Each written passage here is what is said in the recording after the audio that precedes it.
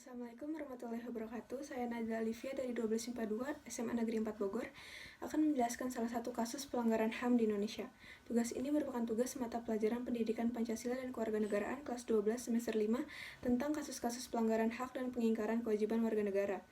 Di sini saya akan membahas mengenai peristiwa berdarah di Tanjung Priok. Tanggal 12 September 1984 di Tanjung Priok, Jakarta Utara, terdengar kabar dari langgar kecil di pesisir utara ibu kota.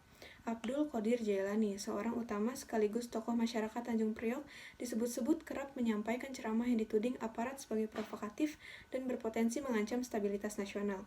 Dari situlah kejadian berdarah itu bermula. Selepas subuh, usai peristiwa Tanjung Priok, Jailani dijemput aparat untuk dihadapkan ke meja hijau. Akhir 1985, pengadilan menjatuhkan vonis terhadap mantan Ketua Umum Gerakan Pemuda Islam Indonesia atau yang disebut GPPI. Jailani dihukum penjara 18 tahun dengan dakwaan telah melakukan tindak pidana subversi melalui ceramah, khotbah, dan tulisan-tulisannya. Jailani menceritakan awal mula perselisihan warga kontra aparat itu. Sabtu 8 September 1984, dua bintara pembina desa atau Babinsa dari Koramil datang ke musola Asadaah di Gang 4 Koja, Tanjung Priok. Mereka memasuki area tempat ibadah tanpa melepas sepatu dengan maksud mencopot pamflet yang dianggap berisi ujaran kebencian terhadap pemerintah. Jailani menyebut kedua babinsa itu memakai air comberan dari got untuk menyiram pamflet tersebut.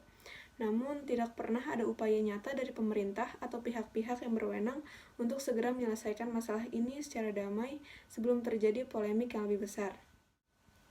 2 hari kemudian, masih dari penuturan Jailani, terjadi pertengkaran antara beberapa jemaah musola dengan tentara pelaku pencemaran rumah ibadah. Adu mulut itu sempat terhenti setelah dua babinsa itu diajak masuk ke kantor pengurus Masjid Baitul Makmur yang terletak tidak jauh dari musola. Namun, kabar telah terlanjur beredar sehingga masyarakat mulai berdatangan ke masjid. Situasi tiba-tiba ricuh karena salah seorang dari kerumunan membakar sepeda motor milik tentara.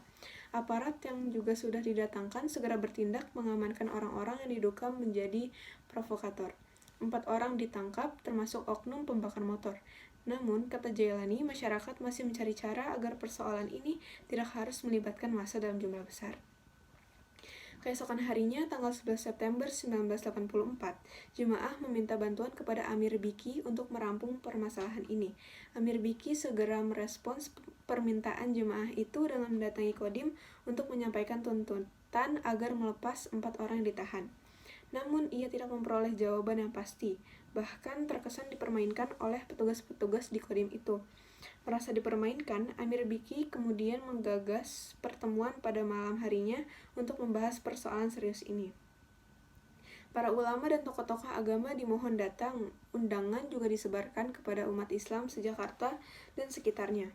Forum-forum umat Islam itu dimulai pada pukul 8 malam dan berlangsung selama kurang lebih 3 jam.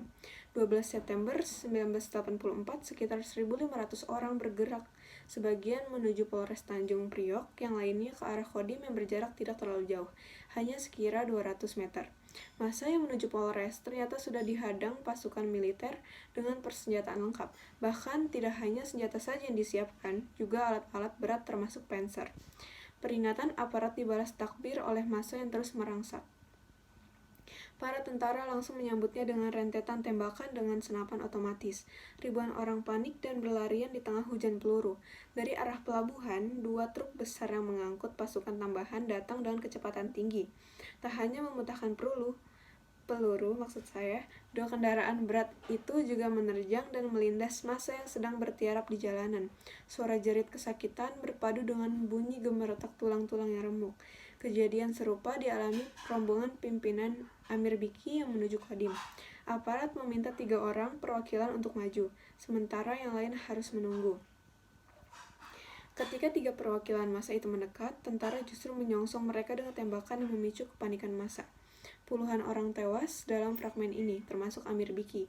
Tidak diketahui secara pasti berapa korban, baik yang tewas, luka-luka, maupun hilang dalam tragedi di Tanjung Priok, karena pemerintah Orde Baru menutupi fakta yang sebenarnya.